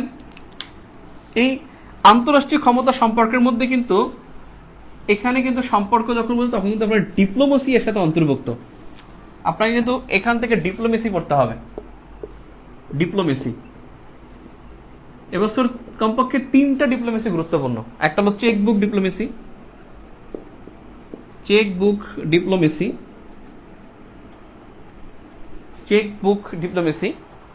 যেটা হলো চীন এটা ফলো করে। এটা অন কাইন্ড অফ ডলার কূটনীতি। মার্কিন যুক্তরাষ্ট্রে যেটা ছিল ট্রুম্যান ডক্ট্রিনের ডলার ডিপ্লোমেসি ছিল যে টাকা দাও, বসতা স্বীকার করো, হ্যাঁ বলো, এটাই ছিল ডলার ডিপ্লোমেসি কাজ। আর চেকবুক ডিপ্লোমেসি হলো চীনা ঋণ নাও, তুমি উন্নয়ন লাভ করো এবং আমার বসতা স্বীকার করো। ঠিক আছে, দুইটার মধ্যে আসলে পার্থক্য হলো চায়না এবং ইউএস এর মধ্যে পার্থক্য হলো সেই কম্পারেটিভলি বললে কিন্তু চায়না একটু আগানো। কারণ ইউএসএ যে করতো, ইউএসএ যাকে যেটা বলছিল ফিদেল ক্যাস্ট্রো, যে ইউএসএ যার বন্ধু তার কখনো শত্রু দরকার হয় না। ইউএসএ অনেক দেশকে সহায়তা করেছে, বাট তারা কিন্তু চেঞ্জ হতে পারে না। বাট চায়না যেখানে সহায়তা করেছে সেখানে কিন্তু চেঞ্জ করে ফেলছে। আমাদের এখানে দেখেন যুক্তরাষ্ট্রে কি করতো, টাকা নাও, খাও, বাজেট করো, আবার আমার কাছে চাও, টাকা নাও, খাও, বাজেট করো, আমার কাছে চাও। এটা ছিল ইউএস এর পলিসি। কিন্তু চায়নার পলিসি কি, ঋণ নাও, বঙ্গবন্ধু টানান করো, রূপপুর করো, তুমি করো, পায়রা করো, তুমি এই ফোরলেন করো, টাকা নাও, কাজ করো, আমাকে দাও, আবার ব্যবসা করো, আমাকে দাও। বাংলাদেশের পররাষ্ট্রমন্ত্রী কি বলছে, যে বাংলাদেশে কেউ সাহায্য করে না, বাংলাদেশের কাছ থেকে হয় তারা ব্যবসা করে, নয়তো তারা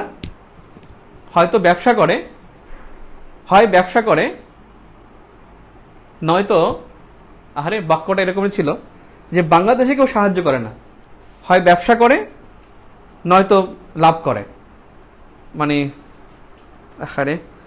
হয়তো ব্যবসা করে নয়তো ব্যবসা বৃদ্ধি করে, মানে বিস্তার করে।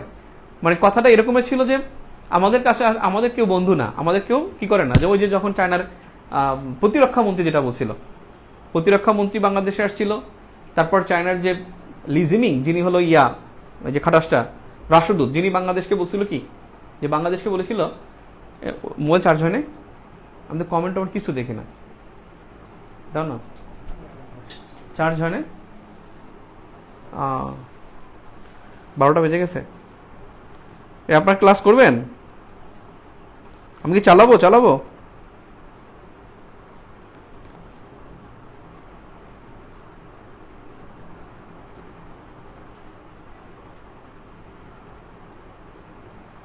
হ্যাঁ, না হয় ভূ রাজনীতি করে, রাইট।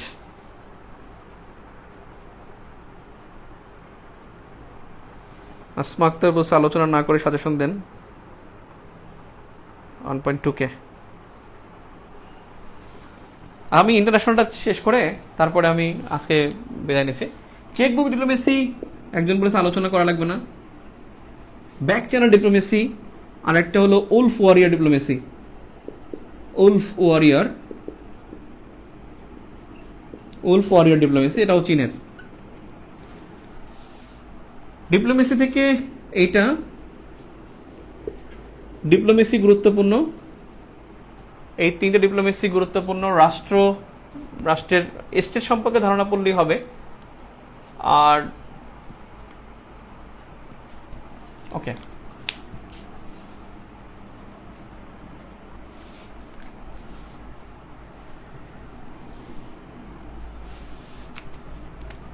তৃতীয় অধ্যায় পরিবেশ। পরিবেশ থেকে সবসময় যেটা পড়তে হয়, সবার আগে সম্মেলন পড়তে হয়। দেখবেন খালি পরিবেশ সম্মেলন হয়েছে কিনা। এবছর লিডার সামিট, যেটা ইউএস প্রেসিডেন্ট করেছে, লিডার সামিট 2021 জো বাইডেন যেটা করেছে, এই পরিবেশ সম্মেলনের সবচেয়ে গুরুত্বপূর্ণ এবছর লিডার সামিট। আর হলো COP26। কপের মধ্যে 4টা কপ পড়বেন, COP26, COP15, COP21 এবং COP1। COP15 এর সাথে আরেকটা গুরুত্বপূর্ণ COP16। 5টা কপ পড়বেন। COP26 যেটা হবে, COP15 যেটা 2009, COP16 2010, COP21 যেটা হলো 2015, আর COP1 হলো 1995। আর লিডার সামিট পড়েন। লিডার সামিট ছাড়া একটা হলো অ্যাডাপ্টেশন সামিট। এই অ্যাডাপ্টেশন সামিট যেটা জানুয়ারি মাসে হয়, 25 থেকে 26 জানুয়ারি 2021। এটা অ্যাডাপ্টেশন সামিট গুরুত্বপূর্ণ, লিডার সামিট গুরুত্বপূর্ণ। এই সামিটগুলো এগুলো গুরুত্বপূর্ণ। আর এবছর একটা সামিট হয়েছে অন প্ল্যানেট সামিট, যেটা ফ্রান্সে হয় 2021 ফ্রান্স। আর এবছর ঢাকায় হয়েছে V20 সম্মেলন। V20 সম্মেলন যেটা ঢাকা হয় 2021 সালে, 21 ঢাকা। এবছর পরিবেশ থেকে সম্মেলনগুলো বেশি গুরুত্বপূর্ণ, এই সম্মেলনগুলো। আর অবশ্যই মনে রাখবেন প্রথম পরিবেশ সম্মেলন যেটা হলো UNCAC 1972। 3টা সম্মেলনের কথা মনে রাখবেন। একটা UN কনফারেন্স অন হিউম্যান আর্থ 1972, এইটা। আরেকটা হলো MDG সামিট। এই MDG সামিট যেটা হয় 2000 সালে নিউ ইয়র্কে। আরেকটা হলো SDG সামিট যেটা হয় 2015 সালে, এটাও নিউ ইয়র্কে, 2015 সালে নিউ ইয়র্ক। অর্থাৎ SDG summit, MDG summit, UNCAC, এই 3টা। আর অবশ্যই এটা না পড়ে পরীক্ষা হলে তো আরো বোকামি ভাই, রিও কনফারেন্স 1992, এটা পড়ে পরীক্ষার হলে যাওয়া অত্যন্ত বোকামি। এটা রিও কনফারেন্স 1992। সো পরিবেশ থেকে সবার আগে বলছি সম্মেলন, এই কয়েকটা সম্মেলনের গুরুত্ব বেশি। এরপরে পরিবেশ থেকে যেটা গুরুত্বপূর্ণ,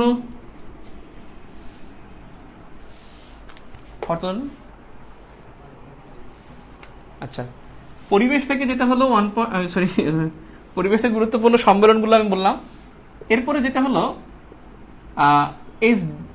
এসডিজি না, অর্থাৎ সাস্টেইনেবল ডেভেলপমেন্ট সম্মেলন, সেটা কিন্তু 2002 সাল, এবং সেই সম্মেলনটা হলো জোহানেসবার্গ সামিট, জোহানেসবার্গ সামিট, এটা কিন্তু 35তমতে আসছে। একটা কথা মনে রাখবেন, অপশনে যদি টেকসই উন্নয়ন থাকে, পরীক্ষায় প্রশ্ন পারেন না, অপশনের টেকসই উন্নয়ন, পরীক্ষায় কিন্তু টেকসই উন্নয়ন আসবেই ইনশাল্লাহ, টেকসই উন্নয়ন থাকবেই। একজন বুদ্ধিমান প্রার্থী অবশ্যই টেকসই উন্নয়নের 17টি লক্ষ্যমাত্রা অবশ্যই পড়ে যাবে এবং নাম্বার সহ পড়বে। একে কি নো পভার্টি নাকি নো হাঙ্গার একেবারে দেখে দেখে যাবে।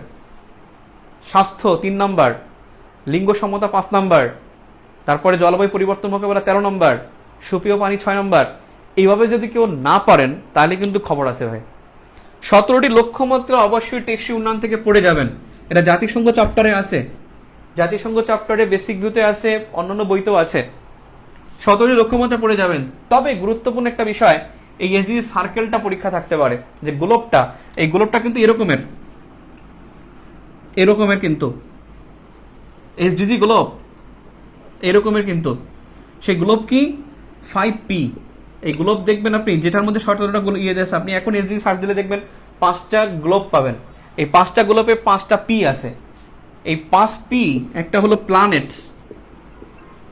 মানে পৃথিবী, একটা হলো পিপল, আর একটা হলো পিস, আর একটা হলো prosperity. Planet, people, peace, prosperity, আর একটা হলো কেমন হয় পার্টনারশিপ। এই যে 5P এসডিজি গ্লোব, এটা না পড়ে পরীক্ষা হয়ে যাওয়া বোকামি ভাই। গত বছর আসছে না এজেন্ডা 2030, এজেন্ডা 2030 পরীক্ষা কিন্তু আসছে। এজেন্ডা 2030 এটা 40তমতে বা 41তমতে আসছে। ঠিক তেমনি দেখবেন যে এসডিজি এবারও চলে আসবে ইনশাআল্লাহ। এনএসআইতে আসছে না লিঙ্গ সমতা 5 নম্বর, ঠিক তেমনি এসডিজি না পড়ে যাওয়া পরীক্ষা হলে বোকামি। আর একটা বিষয় হলো, আপনি পরীক্ষা যদি না পারেন টেকসই উন্নয়ন দাগায় আসবেন। 35তমতে কি আসছে? 35তমতে আসছে কি এমডিজি, সুশাসনের, না এটা না, 2002 সালের জোহানেসবার্গ সামিটের বিষয়বস্তু কি ছিল? জোহানেসবার্গ সামিটের বিষয় ছিল টেকসই উন্নয়ন। আমি বিশ্বাস করেন কসম আল্লাহর, আমি 35তমতে, আমি তখন আরো ছোট, তখন আমি পড়াচ্ছি মিরপুর শাখায়। তখন আমি বলছি যে টেকসই উন্নয়ন আসবে এবং না পারলে এটা দাগাবেন, উত্তর হয়ে যায়। কিছু কিছু বিষয় আছে যে উত্তর হয়ে যায়, দাগাইতে হয়। এই জন্য টেকসই উন্নয়ন কিন্তু পরীক্ষায় আসলে দাগাবেন। দেখবেন অনেক সময় পরীক্ষা আসে এটা কিসের সাথে জড়িত, আর এবার কিসের সাথে জড়িত যদি না পারে তাহলে তো পরিবেশ দুর্যোগ দাগাইতে হয়। পরীক্ষা আছে না V20 কি, আপনি দেখেন ওখানে কি আছে, অপশনে দেখেন কি দুর্যোগ কান্ট্রি। তারপরে যদি কোনো কিছু না পারেন তাহলে কিন্তু ওইগুলো দাগায় আসতে হয়। আচ্ছা, পরিবেশ সম্পর্কে যদি দেখি, আমি পরিবেশ সম্পর্কে 3টা প্রোটোকল না পড়ে পরীক্ষার হলে যাবেন না ভাই। বিশেষ করে কিয়োটো, এটার মেয়াদ শেষ হয়ে গেছে 2020 সালে। মন্ট্রিল 2041 সালে শেষ হবে। আর কার্টাগেনা প্রোটোকল, এই 3টা প্রোটোকল না পড়ে পরীক্ষার হলে যাওয়া চরমভাবে বোকামি। এই 3টা প্রোটোকল অবশ্যই পড়ে যেতে হয়। দেখেন আপনি 35তমতে মন্ট্রিল প্রোটোকল আসছে, কার্টাগেনা প্রোটোকল এটা 37তমতে আসছে। আপনি দেখেন কোশ্চেন কিন্তু এখান থেকে আসে। সো 3টা প্রোটোকল কিন্তু আপনাকে পড়ে যেতে হবে। এরপরে যেটা হলো, আপনাকে সেন্দাই ফ্রেমওয়ার্ক পড়ে যেতে হবে। Sendai framework,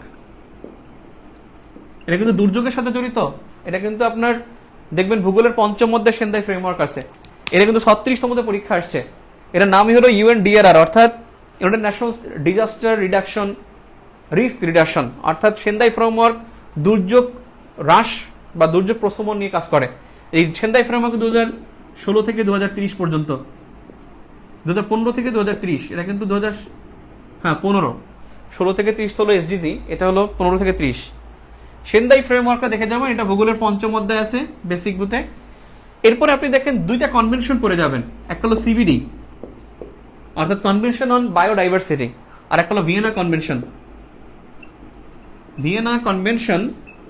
1985। অর্থাৎ এই কনভেনশনের উদ্দেশ্য হলো যে CFC হ্রাস, এবং এই কনভেনশন দূরত্ব করার জন্যই হলো মন্ট্রিল প্রোটোকল স্বাক্ষরিত হয়।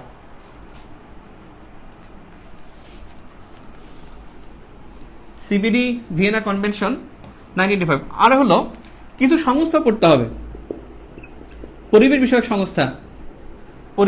সংস্থা, যেমন দেখেন REAP, তারপরে হলো আপনার পরিবেশ সংস্থা হলো REAP, তারপর হলো CBF, V20, অ্যাওসিস দেওয়া আছে রিসেন্টলিতে, alliance of the small island states. AOSIS, CBF, REAP, V20, AOSIS, তারপর হলো GCF, গ্রিন ক্লাইমেট ফান্ড কিন্তু পড়ে যেতে হবে।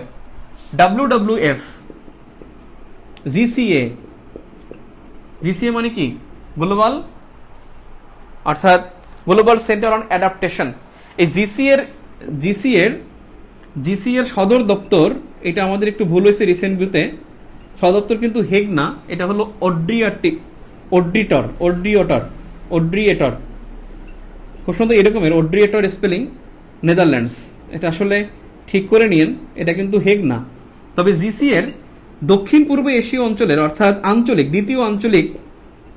দ্বিতীয় আঞ্চলিক সদর দপ্তর কিন্তু Dhaka. GCA, WWF, GCF, V20, অ্যাওসিস, CBF, REAP, এগুলো গুরুত্ব অনেক অনেক বেশি। আর মনে রাখবেন E8, এনভায়রনমেন্টাল 8, যে 8টা দেশ পরিবেশ দূষণ করে, সে 8টা দেশ সম্পর্কে জেনে যাবেন।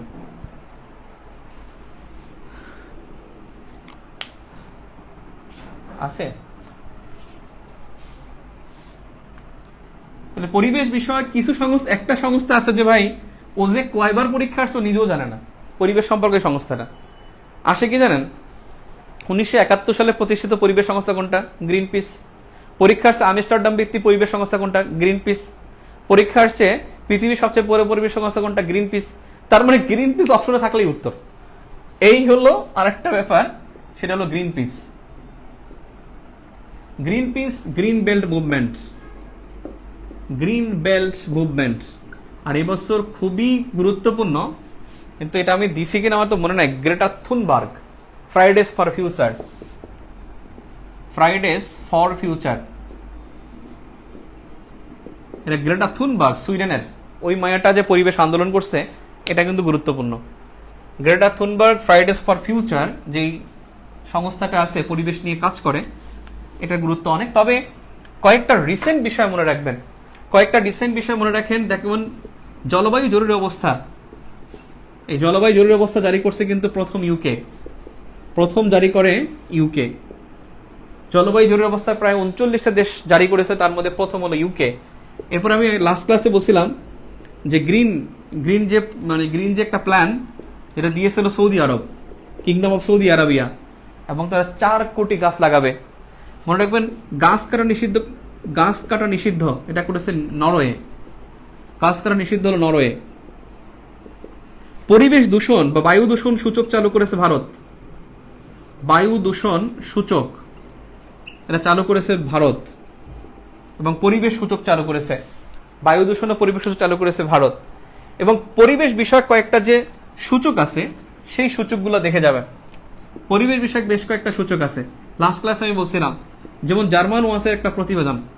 অর্থাৎ রিসেন্ট থেকে পরিবেশ থেকে সূচকগুলো পড়ে নেবেন অবশ্যই। সো আমি আসলে হলো কি, আমি টপিকগুলো বলতেছি যে আপনার একটা রিকল হবে যে আমি আসলে এটা পড়ি না, এটা আসলে পড়া দরকার, এটা পড়ে ফেলি।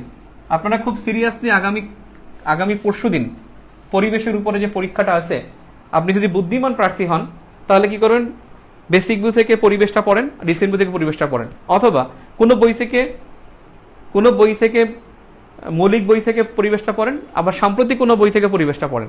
এটা হবে আপনার বুদ্ধিমান প্রার্থীর কাজ, যে আগামী পরশুদিন পরিবেশের উপর পরীক্ষা।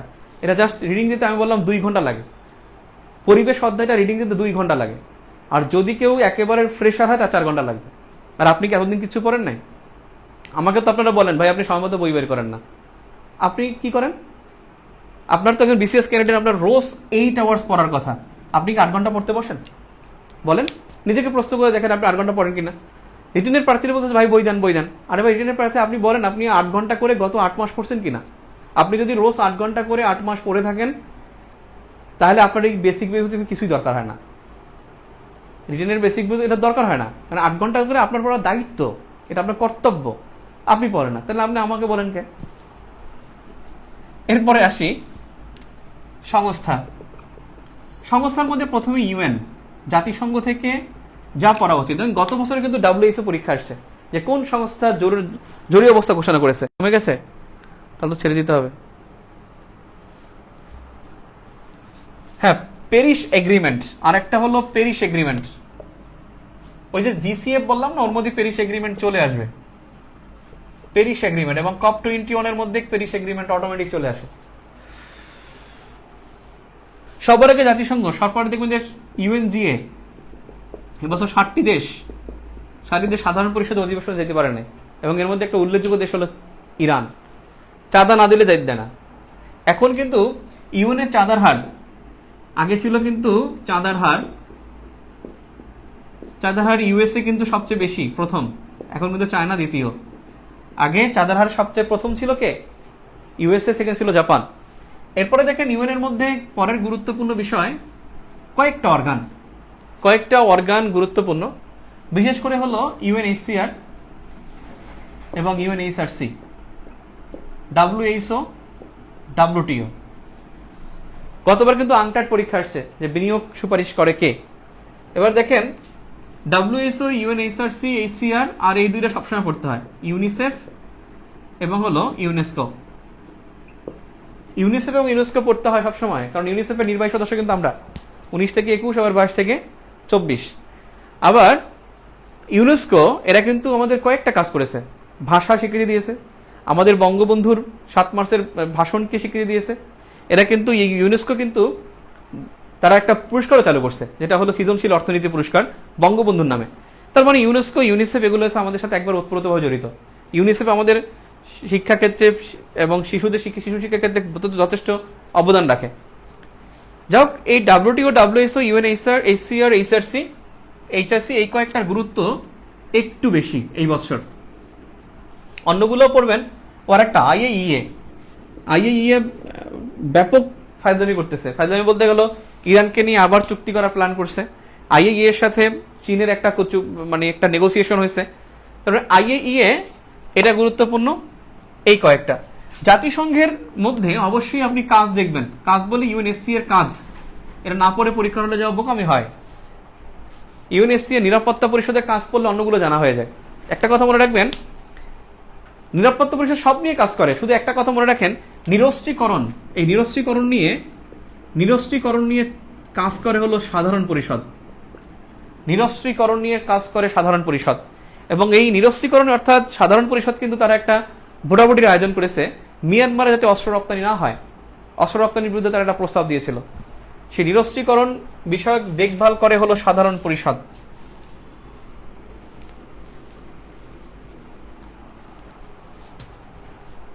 জাতিসংঘের মধ্যে আরেকটা বিষয় হলো ইকোসক এবং এলডিসি।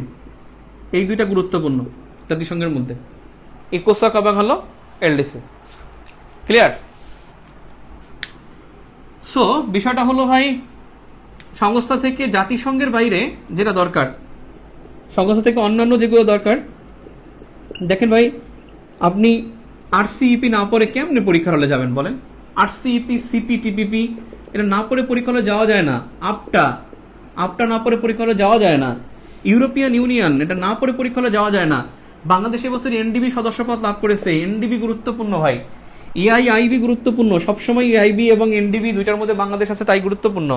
ওয়ার্ল্ড ব্যাংক এবং IMF এরা কিছু না পাইলে এখান থেকে কোশ্চেন দিয়ে দিবে। 37তমতে এখান থেকে 3টা প্রশ্ন দিয়েছিল। IMF এর সদর দপ্তর দিয়েছিল, তারপরে 1969 সালের রিজার্ভ চুরিকার 1969 সালে যে IMF সংস্কার সেটা দিয়েছিল ওই যে 69 সালে। তারপরে হলো ওই SGR আসছিল কি, SGR। তারপরে ওয়ার্ল্ড ব্যাংক থেকে আসছিল যে ডেভেলপমেন্ট রিপোর্ট কে প্রকাশ করে। 37তমতে 3টা আসছে, আবার এই 41তমতে কিন্তু এখান থেকে প্রশ্ন আসছে। সো ওয়ার্ল্ড ব্যাংক, IMF পড়তে হয়। এরপরে দেখেন আপনি D8 সম্মেলন হয়েছে ঢাকায়, এটাকে আপনি মনে করেন গুরুত্বপূর্ণ না? G7 তো সবসময় গুরুত্বপূর্ণ, G20 তো আসেই পরীক্ষায়। G20 এখন পর্যন্ত আমাদের BCS এ আসে না, বিভিন্ন পরীক্ষা আসে। G20 কিন্তু কয়টা দেশ আছে, কে আছে, সেটা কিন্তু ব্যাকগ্রাউন্ডে কোশ্চেন আসে। G7, G20, G8। এরপরে হলো আপনার বিমস্টেক ছাড়া তো পরীক্ষা হলে যাওয়াই যায় না। বিমস্টেক অত্যন্ত গুরুত্বপূর্ণ, সবসময় এখান থেকে পরীক্ষায় প্রশ্ন আসে। বিমস্টেক সদর তো ঢাকায়, এটা কিন্তু পরীক্ষা আসছে। সো অন্যান্য সংস্থার মধ্যে এগুলো, আর এই যে 5টা সংস্থা আছে এটা হলো রয়্যাল সংস্থা, এটা হলো বস। যে কোনো সংস্থার মধ্যে এটা হলো বস কে? নেম, কে ওআইসি, কে কমনওয়েলথ, কমনওয়েলথ, কে আরব লীগ, আরব লীগ,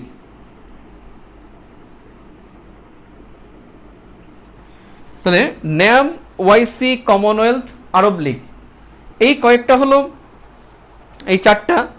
আরেকটা হলো ওপেক এবং অ্যাপেক। ওপেক, ওপেক দেখবেন এখান থেকে ওপেক থেকে প্রশ্ন আসবে, কত যে ঘুরায়া প্রতিষ্ঠাকালীন কয়টা সদস্য ছিল, এখন কয়টা, ত্যাগ করছে কে কে, ওপেক বুক, ওপেক কোন পণ্যের কার্টেল, মানে এখান থেকে ঘুরায়া প্যাঁচে কোশ্চেন আসে, এবং এরা হলো বস। আর এবছর আরেকটা বস হলো জিসিসি, কারণ তারা বেশ, তারা যে কাজটা করেছে যে জিসিসি, তারা হলো মানে গালফ কোঅপারেশন কাউন্সিল, তারা কিন্তু এখন খুব বন্ডিং শুরু হয়েছে। কাতার এবং সৌদির মধ্যে বিরোধ ছিল, এখন কুয়েতের মধ্যস্থতায় কাতার এবং সৌদির মধ্যে সম্পর্কটা আবার নতুন করে হয়েছে। আরেকটা বিষয় বিসিআইএম গুরুত্বপূর্ণ, বিসিআইএম। আর যাই বলেন ভাই, ও কিন্তু কোশ্চেন খুঁজে না পাইলে কিন্তু ব্রিক্স থেকে প্রশ্ন দিয়ে দেবে, ও দেবে কিন্তু ব্রিক্স, কিছু খুঁজে পাবে না, ব্রিক্স কোশ্চেন দিয়ে দেবে। কথা ক্লিয়ার? তার মানে ব্রিক্স আসতে পারে, আর সিইপি, সিপিটিপিপি, ইউরোপিয়ান ইউনিয়ন, এনডিভি, বিসিআইএম, আইআইবি। ওকে, এই হলো সংস্থা। আর পঞ্চম অধ্যায় হলো রিসেন্ট, এবং রিসেন্টের জন্য রিসেন্ট ভিউ। ক্লিয়ার? সো আপনারা একটু কমেন্ট করে জানান যে রিসেন্ট ভিউ যারা রিসেন্ট কেমন লাগছে, দেখি একটু জানান যে গতানুগতিক না আগের এডিশনের চাইতে ভালো, না বাজারে 8-10টা যে বই আছে তার চাইতে ভালো, একটু কমেন্ট করে জানাতে পারেন আপনারা। এখন চলে যাবে, এখন আর কমেন্ট করবে না, তো ভাই তো এখন পড়ায় না, এখন তো ব্যবসা করতে আসছে, এই কথা বলবো।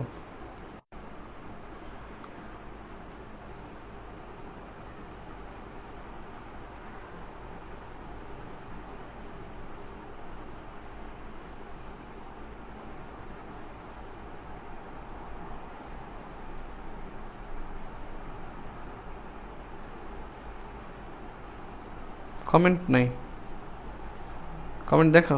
বেস্ট, এক্সেলেন্ট বুক, খুব ভালো একটা বই, আজ কিনলেন। ওকে, আপনারা একটা কথা কাজ করবেন, সেটা হলো প্রিয়জনকে রিসেন্ট ভিউ এবং বেসিক ভিউ উপহার দিন। প্রিয়জনকে উপহার দিবেন, দেখবেন অর্থাৎ জন্মদিনে, বিবাহ বার্ষিকীতে, ম্যারেজ ডে, অ্যাফেয়ার্স ডে, বিভিন্ন ডেতে তাদেরকে গিফট করবেন। যাক, ইন্টারন্যাশনাল অ্যাফেয়ার্সটা একটু মানে একটু বড়, আমি যতটুকু পারছি একটু শর্ট করে বলছি, এবং এগুলো পরীক্ষার হলে পড়ে যেতে হবে, যাওয়া উচিত। হ্যাঁ, সো আপনারা পারলে দেখে যান, এবং পরীক্ষার পরে আপনারা দেখবেন এই টপিক থেকে কয়টা প্রশ্ন আসছে, সেটা সে বলবেন যে ভাই এই টপিক থেকে কোশ্চেন আসছে।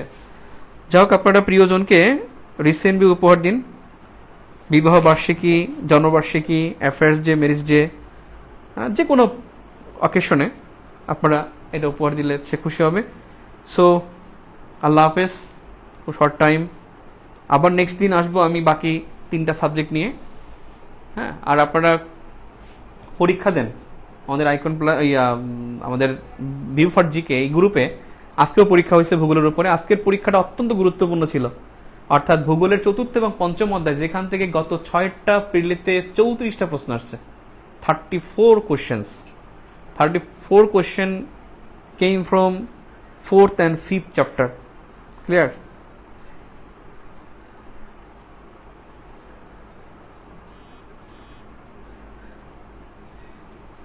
আর এখনো অনেক সময় আছে, আপনি আসলে প্যারা নিয়েন না, বুঝছেন?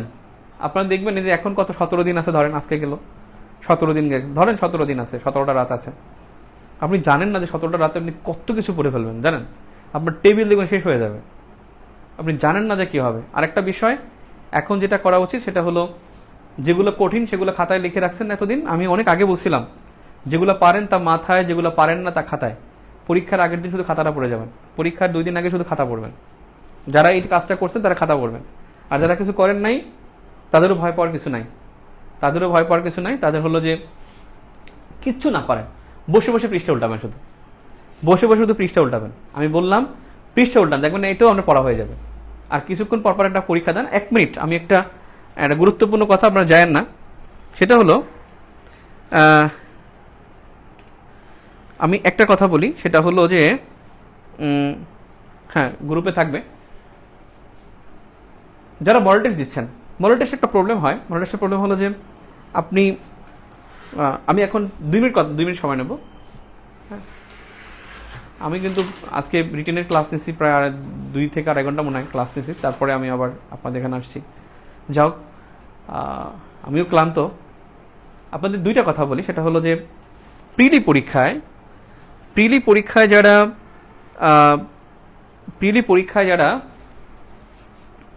মডেল টেস্ট পরীক্ষায় যারা খারাপ করতেছেন, ধরেন আপনি পাচ্ছেন কত 62, কেটে কোটে 61, কেটে কোটে 68। একটা গল্প বলি, 35তম বিসিএস পরীক্ষা 14 দিন বাকি, পড়তে বসছি 14-15 দিন আগে। তা আমার পাশে সিট পড়ছে আমার বন্ধুর, দুজন একসাথে মানে গুড়িবাজি করছি, 2 বন্ধু একই বোর্ডে ছিলাম। সাধারণত শিক্ষা বোর্ডের আলোকে এবং এসএসসি ইন্টারের সালের অনুসারে কিন্তু সিট পড়ে। তো ওরা আমার সাল কাছাকাছি ছিল এবং আমার বোর্ড ছিল কি, তা আমার ছিল 68, মানে আমার ছিল মনে হয় 35তমতে। হ্যাঁ আমার ছিল, মানে ও ছিল আমার পাশেই আর কি, 35তমতে ভুলে গেলাম, মানে আমার 68 ও 66। কি হলো, তো ও পরীক্ষা দিল, আমি পরীক্ষা দিলাম। ও ফোন দিল, ওই যে কোন জায়গায় পরীক্ষা দিতে জানেন, ওই যে কারেন্ট অ্যাফেয়ার্স একটা থাকে না, মডেল টেস্ট। কারেন্ট অ্যাফেয়ার্স কিন্তু মডেল টেস্ট থাকে, পরীক্ষার মাসে কিন্তু মডেল টেস্ট থাকে। মডেল টেস্ট দিছি আমি পরীক্ষা দিলাম,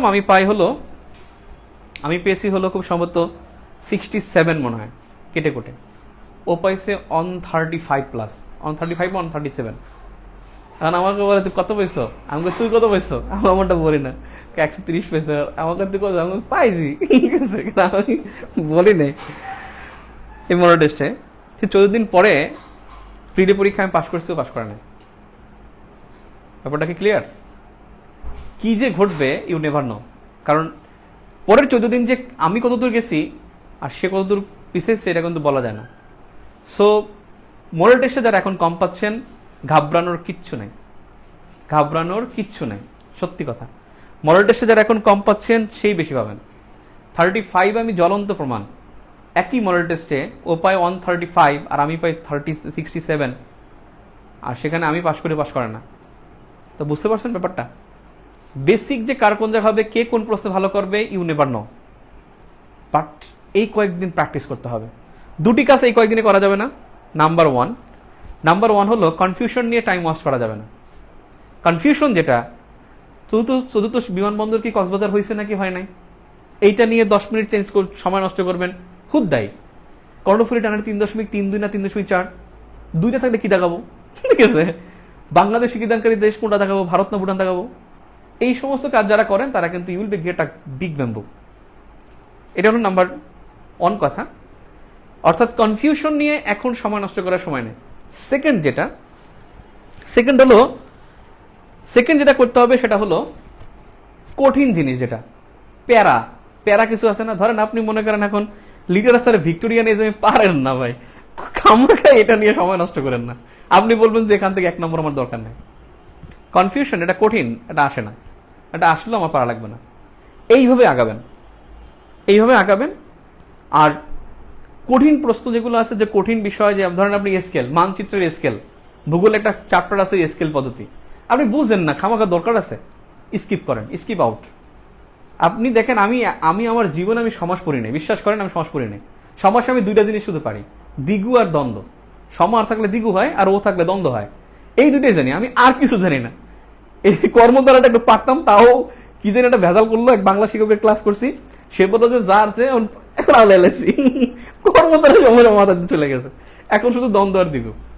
আমি বলছি যে সমস্যা দরকার নাই, 1 নম্বর দরকার নাই, পারেন না ছেড়ে দেন, বাকি 199টা প্রশ্ন খেলা হবে। ছাড়তে ছাড়েন না। আপনি একটা জিনিস দেখেন, আপনি 30টা কোশ্চেন পারেন না, সমস্যা আছে, 170টা তো আছে। আপনি 40টা কোশ্চেন পারেন না, আপনার 160টা তো আছে, 150টা তো আছে। 135টা দাগানো স্ট্যান্ডার্ড, 135টা কোশ্চেন থাকলেই হবে। 135টা দাগাবেন, 135টা দাগাবেন, 12টা ভুল হবে, 18 ক্যাটাগরি 117। বুঝেন না এই ব্যাপারটা? 18টা এরকমের আপনার টার্গেট থাকবে। সো বেস্ট অফ লাক, আপনারা ভালো পরীক্ষা দেন, দোয়া করি। আর ওই কথাটাই তো, দোয়ার প্যাকেট থাকলে সবাইকে কয়েক বস্তা করে দোয়া দিতাম। আল্লাহ হাফেজ, দোয়া করবেন আমার জন্য। আল্লাহ হাফেজ।